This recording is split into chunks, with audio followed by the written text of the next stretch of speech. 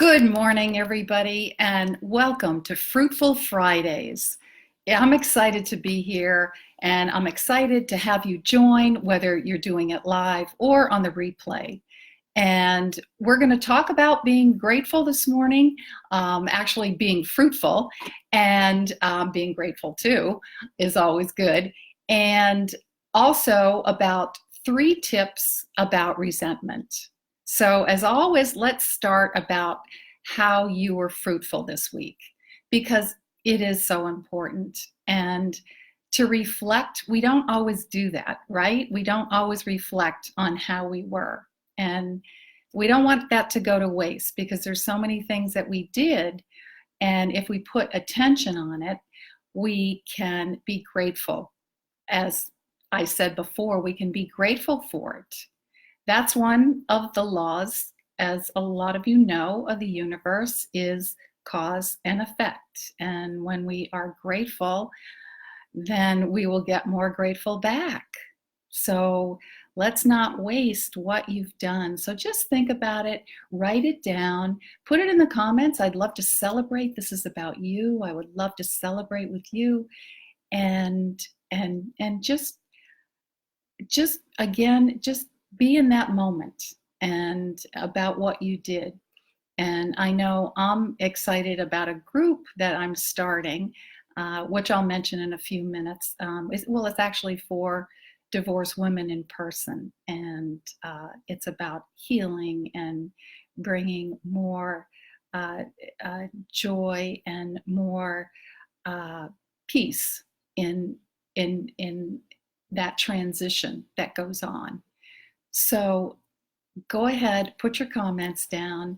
And if give me a like, give me a heart if you like what you hear. If you have any suggestions on what you want me to talk about, please put it in the comments as well. So before we get started on the tips, for those who don't know me, I'm Karen Treaster, and my company is Never Settle Life Coaching. And I work with people in transition, and I also work with divorced women to get whole and thrive. And a lot of you know me. There's a lot of people on here who know me as a leader in the wellness field. I was a wellness coach for 30 years, and I still bring that into my practice, but for the last couple of years, I've been studying the mind, and I incorporate that, and now I'm a mindset coach. Morning, Denise. Nice to have you here. Hope you're feeling well today. And so that's one of the things that I love to do with others. And so please, I know you're going to love what you hear today. Stay tuned. We're going to talk about the 3 tips about resentment because it is about healing. It's about, these are things that sometimes are a reminder for people. And the question is implementing them. And a lot of people know about them, but maybe they're not implementing them as well as they could. So let's get right into it. Let's start talking about resentment. And I know it comes in a lot of different forms and shapes. And many people can have resentment for a relationship, a spouse, an ex-spouse, your coworker, friends, and it can linger, or it can just be a short-lived thing. But it's never something that's good. And that's what we're going to talk about because it really can affect your body, the way you are, the way you move forward, and in everything that you really do. And we've talked about how it clutters your brain, some of that negativity, and it's just going to it's going to hold you back from moving forward and finding, more success, more peace, and productivity. and even if it's a little bit of resentment. So we'll talk about that a little bit more. And I just want to say, this is something that's really near and dear to me because I had a lot of resentment. And some people know I was divorced, and I was very resentful, and it it it kept me in a place where I was not able to move forward, and it really affected everything that I did. It affected my friendships. It affected my life. It affected my success in some ways. And so it was something that I just never addressed because I didn't know. And if I had known what I know now, and that's why I'm so passionate about this, I maybe things could have been different. So let's start talking about some of the tips that I have. And the number one tip is to be vulnerable, and to be vulnerable and express how you feel. I know for me, I was passive aggressive sometimes, and that's never a good thing because the other person doesn't necessarily know what you're talking about when you do that. And then what happens when they don't respond? You get very resentful. And a lot of times, this can stay with you. For me, it did. I was in a marriage for 36 years, and I wasn't resentful the whole time, but it can really build up and cause havoc with you, with your health, with a lot of things. And so I love the saying, by letting it build up, resentment is like drinking poison and expecting the other person to die. And you know what? It's so true, because who's the one that suffers when you do that? It's you. You suffer. The other person doesn't suffer.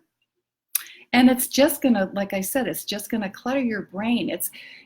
Those emotions will come up like anger, like anxiety, and sadness. And you can lose your self-esteem. That's what happened to me. When I came out of my marriage, my self-esteem was so shot. My confidence was shot. And literally, I was pretending who I was, basically. And my power was taken from me. And that's what happens is when you're resentful for someone else, they have the power. And that power over you comes out in your emotions and everything that you do. It comes out in anger. It can come out in all the things, sadness, and all the things that we just talked about. And when you're harboring these feelings, it's really hard to open up and have somebody give the attention that you need them to give you. So being angry is really just going to repel somebody. And when you're in a situation where something comes up and you're discussing something, and I know when things happen with me, I would just get mad, and that it's not going to accomplish anything, and it's just going to make them defensive, really. And so speaking your heart, from your heart, speaking what you really want, and addressing the hurt, addressing what really is the basic cause, reason of why you feel the way you do. It's going to open that person up, and it's going to really help them to to respond to you. It's going to give them a chance. And whether it works out or not, I mean, sometimes it does, sometimes it doesn't. But it's going to give you integrity, and it's going to make you feel good about opening up your feelings. And so it's really about communication. It's about taking that step. One of the things that I ended up learning, and this is in retrospect, and you can still do it. However, setting precedents would have been a really good thing for me. And that actually is going to lead us into the next step, the next tip that I have. Because had I taken precedence from the get-go, I think I would have been a lot more comfortable in who I was, and things would have maybe been a little bit more smooth for me. So the next tip is taking responsibility for your resentment. So that's one of the ways, and really taking part in the conflict and owning what you've done, owning that. And because a lot of times it's only the way you perceive it. And so by looking at another's point of view, you might be able to look at how they perceive things. And this has really helped me. And I'm going to share a story about that in a little bit. But looking at the other side and acknowledging that what you've done, and that in itself is just going to change the whole temperament. It's going to change the temperament of the conversation, and it's going to hopefully open them up when you take responsibility for them to take responsibility too. And that's the greatest thing, right? When it's a two-way street. And so by doing this, looking at, well, we're going to talk a little bit more about opening up and looking at their side. And that's what really helped me to be at peace and find the peace of mind, the harmony that I needed to. And so another way is, let's say maybe you don't see this person, or maybe it's a conflict at work that comes up, and all of a sudden you just get this feeling of resentment, and you can feel it building up. Journaling and writing it down and writing it out, it's going to give it perspective. It's going to give it, you're going to be able to release your feelings, write about your feelings. Before you say anything, before you do anything, write about them. And good morning, Lise. Write it down and just put it into words. Because when you put it down, you really do look at things. Your mind kind of expands, and it kind of finds ways to find maybe a different perspective. So just by writing it down, something may come to you that didn't come before.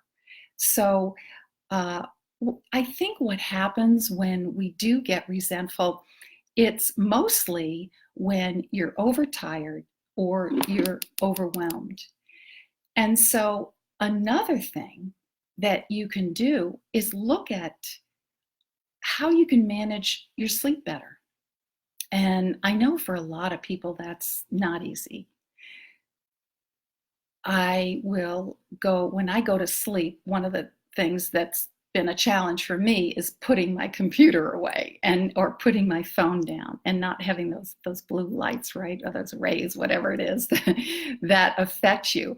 And I've actually been reading about red lights, and I don't know any of you out there, if you use red lights, let me know how they work. and I also read that a bright light is not a good thing. A bright light is going to simulate being daylight, and that's not a good thing as well. So that's another thing. But anyway, it's not about sleep here. That's a whole nother different talk. So do what you can. Get to sleep a little bit earlier. Another thing is just managing your workload. And so managing your workload is maybe saying no, right? Good morning, Maggie or Peggy. I'm not sure what you want to be called, but good morning. Nice to have everybody here. Another thing is setting boundaries, and setting boundaries with the people that you work with, setting boundaries, which I certainly didn't do, and by setting precedents, and with my ex-husband, it was just something that I didn't really know about that. And so that's why I'm just bringing this out to the open, because although it seems like maybe, oh yeah, it's obvious, I didn't know about it. And that's why I'm so passionate about helping people to not only, to know about it, but to implement it, like I said, because a lot of people do know, however, they're not implementing.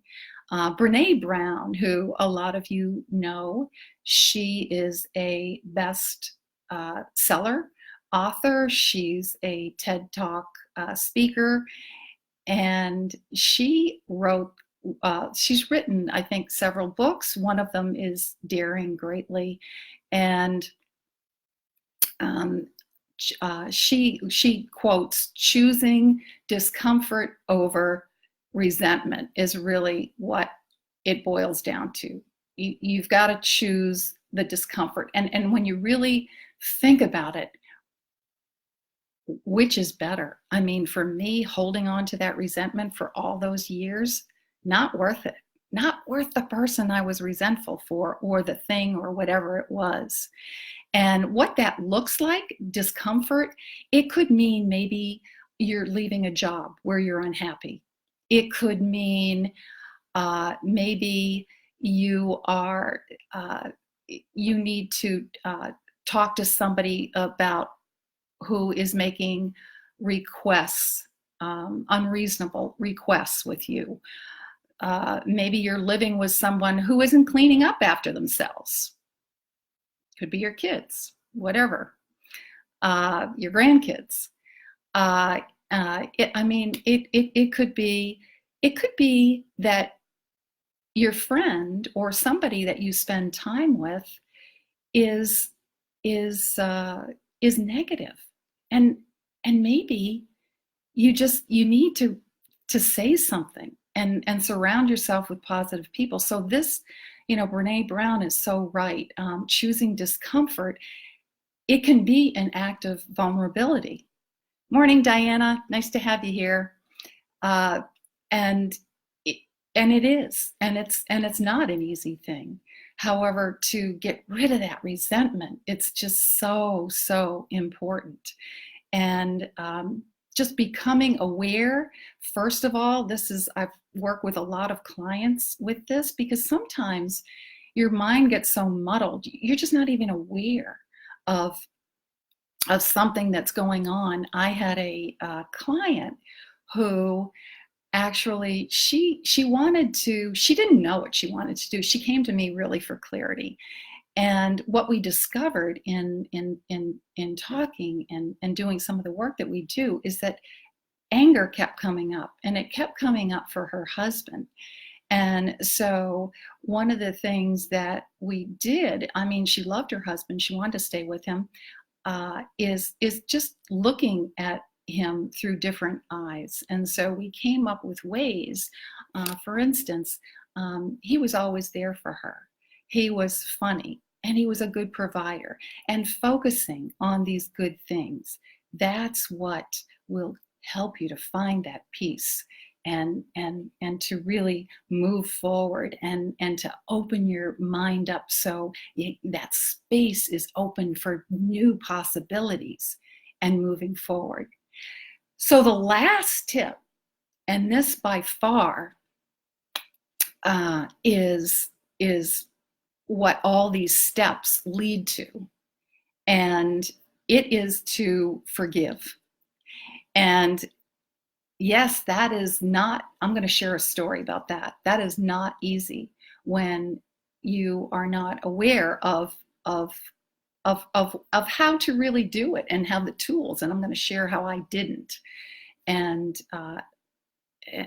how that really affected me and my relationship. And it wasn't with my ex-husband.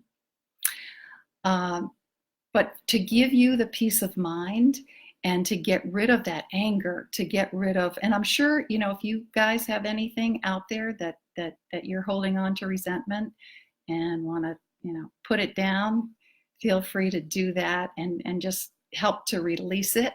When you put it down and it's like, I'm just going to let it go. It really gives it energy to it. Feel free to do that. Anyway, when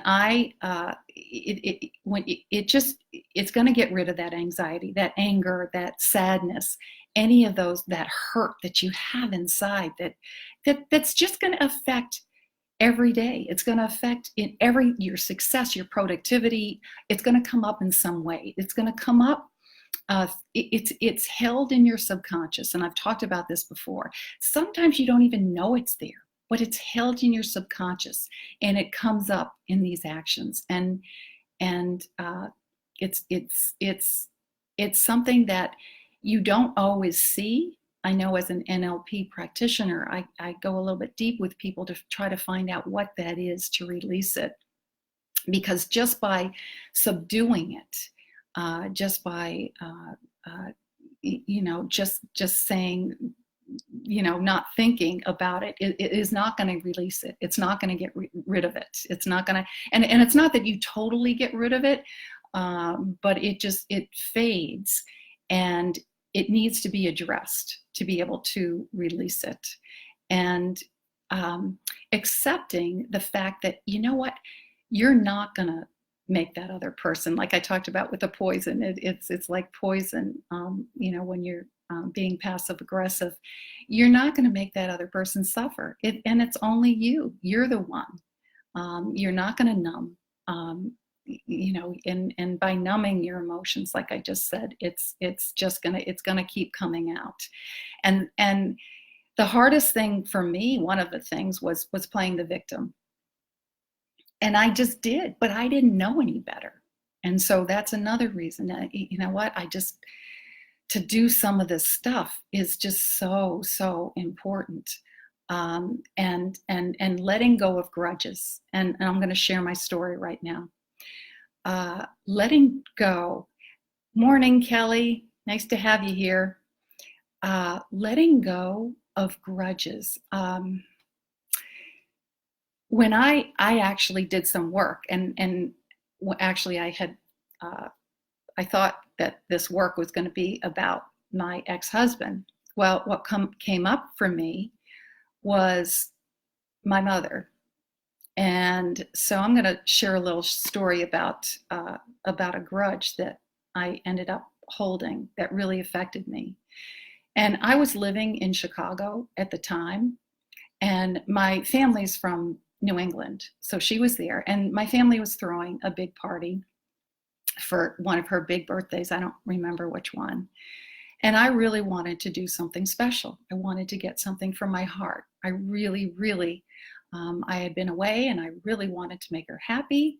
And I went all over Chicago. And I don't know if you guys ever been to Chicago, but parking, it's horrendous. And I think back then I didn't have the internet. So I was just going store to store. It was not fun, trust me. Parking tickets, oh, let's not even talk about those that I ended up getting. Anyway, not proud of that one. I found the perfect gift. I found the absolute, what I thought was the perfect gift. My mom loves to read, and she loves to sit in bed in the morning and at night. She loves to read. And So I got her, thank you so much for the hearts, everybody. Um, I got her pink satin silk sheets that I thought, oh, excuse me, were going to be perfect for her. And I just felt so good about them. So I brought them to her and she opened it. And she seemed to really love them. Well, what happened not too much later was she looked at me and she said, you didn't, with anger, and I'm talking full blown anger. You didn't buy these out of love. You bought these just to show me how much money you had. I just want to tell you, it hurt. And I didn't know what to do. I had anger. I was so upset and I didn't talk to her. I didn't talk to her for years. Years. Come on. It's my mother. And so if I had known, if I had known what I do now, that would have never happened. And so that's why I am passionate about what I am talking about. And learning, what I've learned is amazing. And I have forgiven everybody. I can totally say that. I've forgiven my mom. I've forgiven my morning, Giselle. Thanks for joining. Yes, I'm okay. Thank you. Sorry about that. I was sharing a story about my mom. I'm not sure. I'm not going to, you can go back and listen. Maybe I just needed to release that. And you know what? It feels good because I have released it. I've got a fantastic, fabulous relationship with her right now. And I needed to do work to get rid of it. So that's all I'm suggesting, is that maybe there's something that you didn't even know, because I had no clue that something like that would come up. So, and looking at people through different eyes, and that's what helped me with my mom. I found out and I started looking at how she, what maybe was thinking, and seeing that other perspective. And so that's one of the tools that I use. And it comes from my faith too, looking at that other person through their eyes. How are they feeling? How would they react? You know, maybe there's a reason they're reacting the way they are. I'm not saying to condone it, because forgiving is not condoning. It's not saying that it's okay. It's just accepting it so you can release their hold on you. You can release, because she had power over me. It bothered me. It bothered me in so many different ways. And I was afraid. I was afraid of her. Oh, I just said it. So releasing that is, it's powerful. It's a powerful, powerful thing. And really, it's about finding the mindset. And that's where I work with people to have that mindset. It's about finding the armor to guard you against any kind of resentment, to let it seep in. And that's the thing. It's that foundational work. And a lot of us have it already, but everybody can use a little bit more. You know what? Some things, we're all human, things seep in. You use whatever tools you can, believing in somebody, in your higher self, in God, in the universe. I think this is a huge, huge asset to many, many people. And just letting go of that cycle of pain.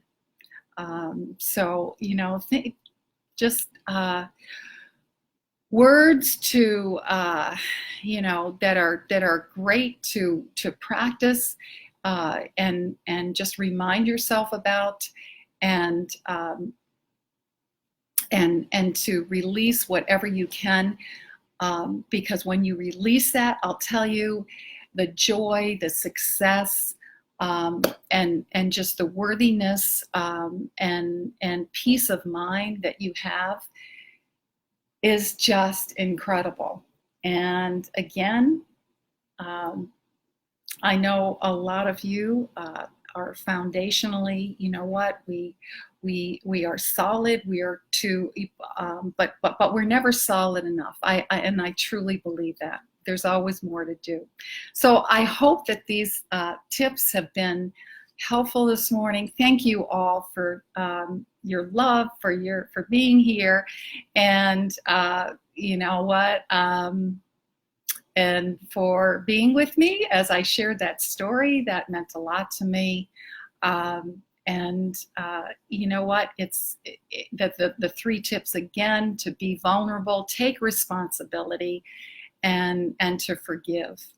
And it will open a space for compassion, for love, for joy.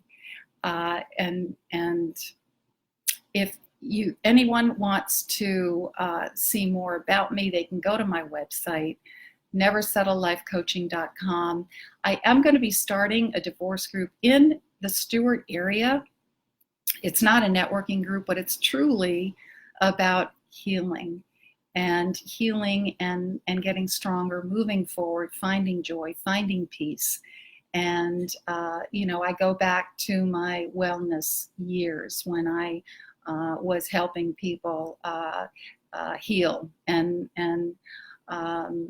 you know, that's something it's a whole different side of me. I do Reiki, or I've done it before, and I'm just open to anything to heal.